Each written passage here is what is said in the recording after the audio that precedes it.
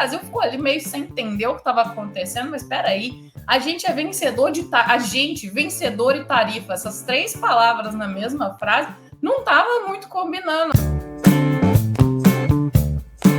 Olá, sejam bem-vindos a mais um Fala Duquesa. E o Fala Duquesa dessa semana está um pouquinho diferente, porque a gente vai falar de um negocinho aqui. Não vamos comentar a entrevista, não vamos comentar vídeo.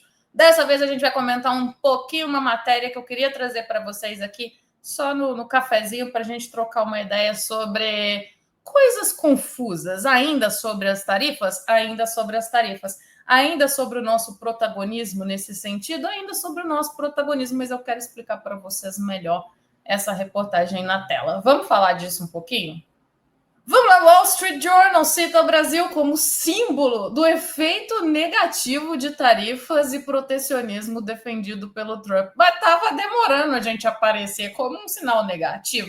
Eu lembro que logo quando anunciaram as tarifas, lá no 2 de abril, no Liberation Day, que no final das contas não virou nada mais do que uma taxa das blusinhas super poderosa, o que a gente teve foi o Brasil atraindo os holofotes e falando que a gente tinha sido os grandes vencedores da guerra de tarifa. O Brasil ficou ali meio sem entender o que estava acontecendo, mas espera aí, a gente é vencedor vencedor e tarifa, essas três palavras na mesma frase, não estava muito combinando. Aí agora parece que a gente voltou aqui para o nosso lugar, que é o lugar de exemplo negativo quando a gente fala de tarifas e de protecionismo. Então, aqui o Wall Street Journal usou a gente como um exemplo, no caso, um exemplo ruim. Vamos lá, o que aconteceu foi o seguinte, a reportagem ela apontou ali todas as nossas, como é que eu posso dizer, as nossas incongruências quando a gente fala de tarifa. É engraçado que a gente teve o presidente, a gente comentou sobre isso no React da semana passada, falando sobre livre mercado, sobre tudo que a gente poderia valorizar, quando na prática não é bem isso que a gente está fazendo.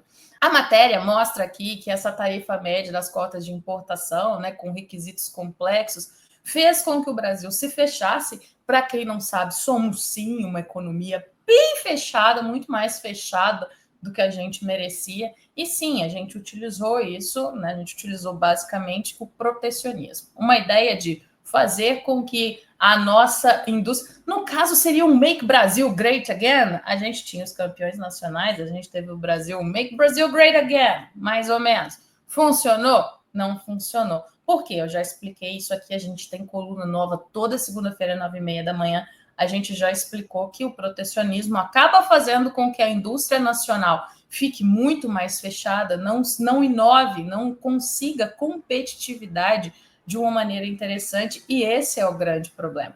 Então, quando a gente compara, por exemplo, com quem tem o mercado mais livre, com quem tem o mercado, né, mais aberto, o que a gente tem é, assim, prejuízo a longo prazo. E aí a gente sabe falar de cadeira para todo mundo.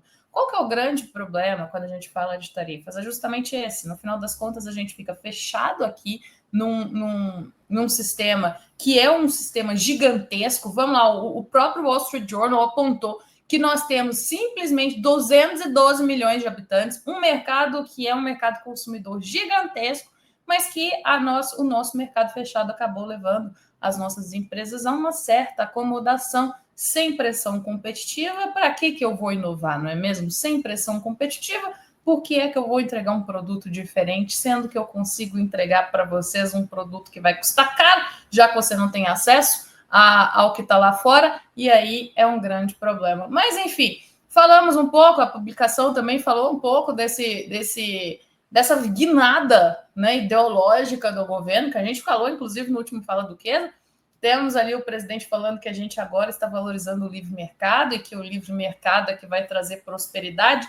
Isso é novidade no Brasil e isso é novidade especialmente para a gente, porque, como eu falei da taxa das blusinhas, a gente sabe que a taxa das blusinhas veio aí nos últimos 2 anos com um aumento escalonado de impostos justamente para tentar fechar o mercado e fazer com que a gente não tenha acesso a esses produtos que vêm do exterior e muitas das vezes são muito mais baratos, apesar de todo o problema.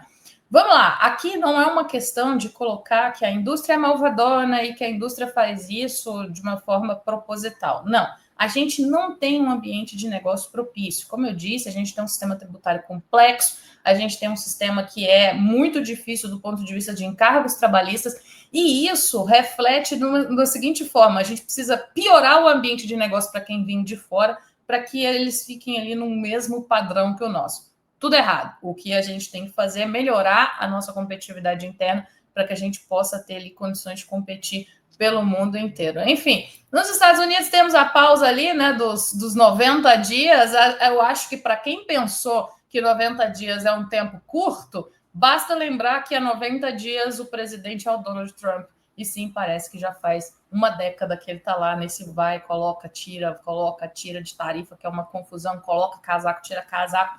Enfim, temos mais 90 dias e isso é muito ruim para todo o ambiente de negócios. Porque quando a gente tem um ambiente de negócio assim, é lógico que ninguém vai querer investir. É óbvio que ninguém vai querer fazer nada, ninguém vai querer colocar ali o seu, porque nós estamos num ambiente de incerteza. Economia é previsibilidade.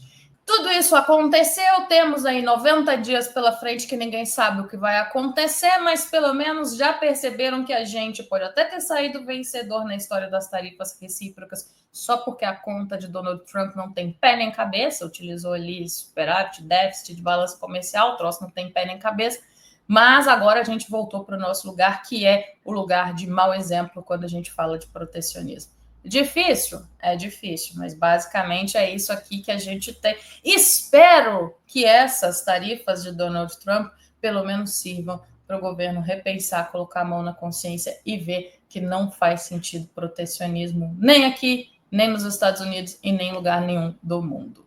Basicamente é isso, eu agradeço a todos vocês que estiveram comigo. Toda segunda a gente tem a coluna Não Vou Passar Raiva Sozinha, onde eu explico para vocês de uma maneira simples esses assuntos que parecem complexos aí do mundo tributário, da economia, enfim.